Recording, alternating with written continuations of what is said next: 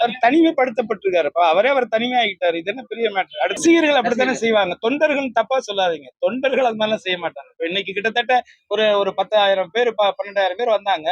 அதுல பெண்கள் வந்தாங்க, இளைஞர்கள் வந்தாங்க, எவ்வளவு பேர் வந்தாங்க. யாரும் பாயலையே. தொண்டர்கள் பாய மாட்டாங்க. இல்ல அப்படி இல்ல. அவங்க ரசிகர்கள். நீங்க மாத்தி சொல்றீங்க. மாத்திக்கங்க. அவங்க தொண்டர்கள் கிடையாது, ரசிகர்கள். ரசிகர்கள் அப்படித்தான் ஒரு நாட்களாவே நம்ம கரூர்ல இருந்து அவருடைய முதல் திருச்சியில ஆரம்பிச்சதுல இருந்து பாத்தீங்கன்னா உங்களுக்கு எல்லாமே இன்னைக்கு பதிவாயிருக்கு. நான் ஒன்னும் மிகைப்படுத்தியோ குறைச்சோ நான் சொல்லல. இல்ல அப்படி இருக்கிறத நீங்க தான் நிறைய ஊடகங்கள்ல காட்டியிருக்கீங்க. மரத்துலயும் கரண்ட் கம்பியிலையும் கயர் ஒயர்லையும் இன்னொருத்தன் கீத்து வீட்லயும் வீடெல்லாம் கவுந்து வீடெல்லாம் உள்ள ஓட்டெல்லாம் உடஞ்சி இப்படி எல்லாம் வந்து எந்த கட்சியில எந்த தொண்டர்கள் செஞ்சு உங்ககிட்ட ரெக்கார்டு இருக்கு. அதனாலதான் நாங்க ரசிகர்னு சொல்றோம். நானும் ரசிகரா இருந்திருக்கேன், நீங்களும் ரசிகரா இருந்திருப்பீங்க. தவறுலாம் இல்ல. ரசிகர்கள் வந்து அவங்க ரசிகர்கள் அப்படித்தான் இருப்பாங்க. அடுத்து ஆமா இவர் வரும்போது கூட இவர் பெரிய தாக்கத்தெல்லாம் ஏற்படுத்துன்னு சொன்னாரு. பெரிய தாக்கத்தெல்லாம் ஏற்படுத்தினாரு. மோடிக்கு எதிராக தாக்கத்தெல்லாம் ஏற்படுத்தினாரு. பாஜக எதிராக தாக்கத்தை ஏற்படுத்தினாரு. இப்ப மறுபடியும் தாமரை இலையில போய் படுத்துக்கிட்டாரு. விடுங்க. அடுத்து அருமையான கேள்விங்க. இது வந்து நம்ம வழக்கமா அரசியல்ல டீ கடையில உட்காந்து பேசும்போது நம்ம சட்டமன்றத்துல நானும் ஒரு 5 வருஷம் பணியாற்றி இருக்கேன். இப்ப ஏதாவது ஒரு திட்டத்தையோ ஒரு விஷயத்தை நம்ம சொல்லும் போது அடுத்த ஆப்போசிட் என்ன செய்யும், இதெல்லாம் நீங்க போன வாட்டி பண்ணலையா, நீங்க ஆட்சியில் இது வந்து இன்னைக்கு நேரத்துல 1952 இருந்தே தமிழ்நாடு சட்டமன்றத்துல இதற்கான நிறைய பல ஆயிரம் ஆதாரங்கள் இருக்கு. நான் ஒண்ணு சொல்றேன். வாஜ்பாய் பாஜகவுக்கும் இன்னைக்கு இருக்கிற நரேந்திர மோடி பாஜகவுக்கும் 1000 வித்தியாசங்கள் இருக்கு. நீங்க தயவு செஞ்சு அதை புரிஞ்சுக்கணும். வாஜ்பாய் இது மாதிரியான ஒரு மதசார்பற்ற ஒரு தேசத்துல ஒரு கான்ஸ்டியூஷன் ஒரு ஜனநாயக நாட்டுல இது போன்ற மதத்தின்பால் மக்களை பிரிக்கிற ஒரு கேவலமான செயலை வாஜ்பாய் செய்யல. அத்வானி கூட அதுக்கு அடுத்துதான். வாஜ்பாய் நீங்க வந்து ஒப்பிட்டு பார்க்காதீங்க. வாஜ்பாய் அன்னைக்கு அம்மாவை ஏத்துக்கிட்டாங்க. வாஜ்பாய கலைஞரை ஏத்துக்கிட்டாங்க. அன்றைய அரசுல ஒரு ஸ்டாண்ட் எடுத்தாங்க. ஆனா அதுக்கு பிறகு அவங்க எடுத்துக்கிட்டாங்களா 2 பேருமே? அப்படி பாத்தீங்கன்னா அந்த கட்சியினுடைய தலைவி புரட்சித் தலைவி அம்மா சொன்னாங்கல்ல, தன் வாழ்நாள்ல ஒரு முறை தவறு செஞ்சுட்டேன், இதுக்கப்புறம் என் வாழ்நாள் முழுவதும் அந்த தவறை நான் செய்ய மாட்டேன்னு சொன்னாங்கல்ல. இன்னைக்கு என்ன செஞ்சிருக்காங்க? மொத்தமா கட்சியை கொண்டு அடமானம் வச்சிருக்கீங்களா? யார் விட்டு கட்சி? நீங்க ஆரம்பிச்சீங்களா? புரட்சி தலைவர் எம்ஜிஆர் 1972 ஆரம்பிச்ச கட்சி. சொந்த காசுல நடிச்சு சம்பாதிச்ச காசுல ஆரம்பிச்ச கட்சி. அதுக்கு அந்த கட்சியை எப்படி காப்பாத்துனாங்க அம்மா? மக்களால் நான் மக்களுக்கா நான் சொல்லி நான் அதே கட்சியில நின்று ஜெயிச்சிருக்காங்க. ரெட்டையில யார் ஏத்துக்கிட்டாங்க? பொதுச் செயலாளர் பைலா என்ன? ஏடிஎம்கே கட்சியினுடைய பைலா என்ன? கட்சியினுடைய அடிமட்ட தொண்டனால் தேர்ந்தெடுக்கப்படுறவன் தான் ஒரு கட்சியினுடைய பொதுச் செயலாளர். ஏங்க நீங்க செட்டிங் பண்ணிக்கிட்டீங்கன்னா அதுக்கு நீங்க கட்சியுடைய பாய்லாவை நீங்க ஃபாலோ பண்ணிடுறீங்களா? எம்ஜிஆர் எழுதின பாய்லாவை நீங்க ஃபாலோ பண்ணிடுறீங்களா? எம்ஜிஆர் என்ன எழுதியிருக்காரு? அந்த கட்சியினுடைய பொதுச் செயலாளர் தேர்ந்தெடுக்கப்படக்கூடியவன் கட்சியினுடைய ஒட்டுமொத்த தொண்டர்களால் தேர்ந்தெடுக்கப்படும் சொல்லியிருக்காரு. நீங்க ஒரு 50 பேரை மண்டியில வச்சுட்டு கூட்டி அந்த கல்யாண மண்டபத்தில் வச்சு அடைச்சிக்கிட்டு பொதுச் செயலாளர் ஆயிட்டு அதை நியாயப்படுத்துறீங்களா? நீங்க பைலாவுக்கு வேணா சட்ட ரீதியா பண்ணலாங்க. நீங்க நியாயமான பாஜகவா இருந்திருந்தால் நீ உண்மையிலே இருந்தா பொதுச்செயலாளர் பதவி ரத்து நீ சொல்லி இருந்திருக்கணும். பாஜகவினுடைய அராஜகம் என்ன? இன்னைக்கு அந்த கட்சியை முழுங்கணும், சாப்பிடணும், அதுக்கு 4 அடிமைகள் வேணும். நீங்க செஞ்ச ஊழலை வந்து மறைக்கிறதுக்கு நீ ஜெயிலுக்கு போகாம இருக்கிறதுக்கு கட்சி அடமானம் வைக்கிற. அந்த உண்மையான தொண்டர்களுடைய அந்த இத்தனை ஆண்டு கால தியாகத்தையும் கொண்டு அடமானம் வைக்கிற. எல்லாம் தொண்டர்னு பார்த்துக்கிட்டு தான் இருக்கான். இந்த தேர்தல் அதுக்கான விடையை அவன் கொடுப்பான். அவனே கொடுப்பான்.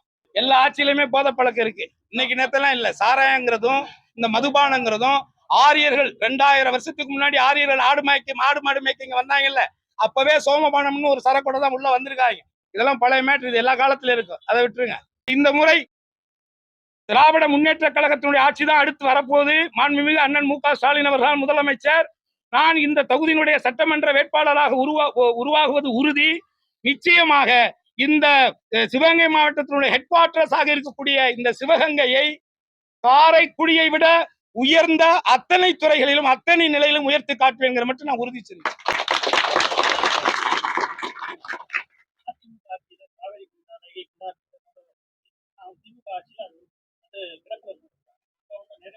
பாலாறுனுடைய அணை நீங்க சொல்ற அந்த குண்டாறு நீர்வழிகள் பாசனத்துக்கான அந்த இது முடங்கி இருக்கக்கூடிய அந்த திட்டத்தை நிச்சயமாக மாண்புமிகு தளபதியினுடைய ஆட்சியின் கீழ் வரும் பொழுது நிச்சயமாக அதை கொண்டுட்டு வருவோம். அதுல மாற்று கருத்து கிடையாது.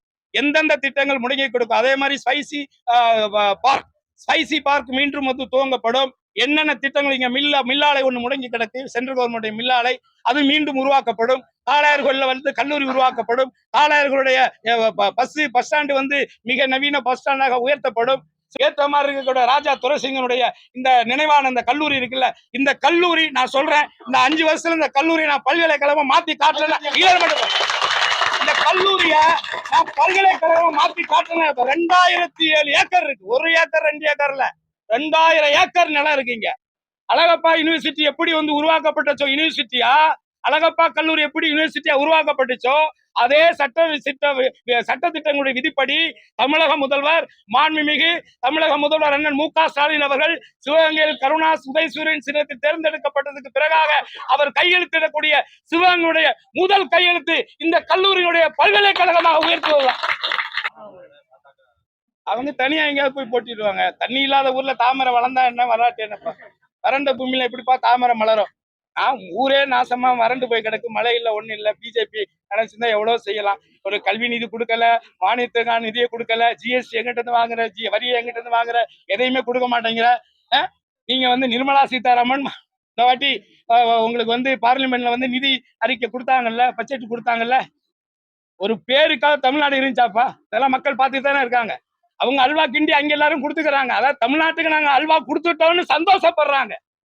தமிழ்நாட்டுக்கு நாங்க நிதி எதுவுமே கொடுக்கல, நாங்க அல்வா கிண்டி சாப்பிட்டுக்கிறோம்னு சொல்ல. ஆனால் நான் கேட்கிறேன், தமிழ்நாட்டினுடைய உங்களுக்கு வரி வேணும். என்னை போன்ற ஒரு நடிகை, நான் ஒரு படம் நடிச்சேனாக்க ஒரு 50 லட்சம் சம்பளமான 18% ஜிஎஸ்டி கட்டுறேன். இது மாதிரி லட்சம் கோடியான லட்சங்களை நீங்க வாங்கிக்குவீங்க. ஆனா எங்களுக்கு நிதி கேட்டா நீங்க வந்து இந்த கல்வியை, மும்மொழி கொள்கை கல்வியை நீ ஏத்துக்கிட்டா தான் உனக்கு கல்விக்கு நிதி கொடுப்பீங்க. எல்லாம் இருக்கு இந்த தேர்தல். உங்களுக்கு எல்லாருக்கும் டெபாசிட் காலியாதான் இல்லைன்னு மட்டும் நீங்க பாருங்க. இரட்டை இலை எம்ஜிஆர் ஜெயலலிதாவோட போயிருச்சு. எடப்பாடி ஒத்தை இலை. அந்த ஒத்தை இலையும் பிஜேபியினுடைய தாமரைக்கு கீழே முடங்கி போய் கிடக்கு. இவ்வளவுதான். அதனால தமிழக மக்கள் இரட்டை இலையையும் பிஜேபியும் நிராகரித்து விட்டார்கள். மத சார்பற்ற முற்போக்கு கூட்டணி தான் இந்த 2026 200 தொகுதிகளுக்கு மேலாக வெற்றி பெற்று மாண்புமிகு தமிழக முதல்வர் மீண்டும் 2வது முறையாக தமிழகத்திலே ஆட்சி புரிவார்.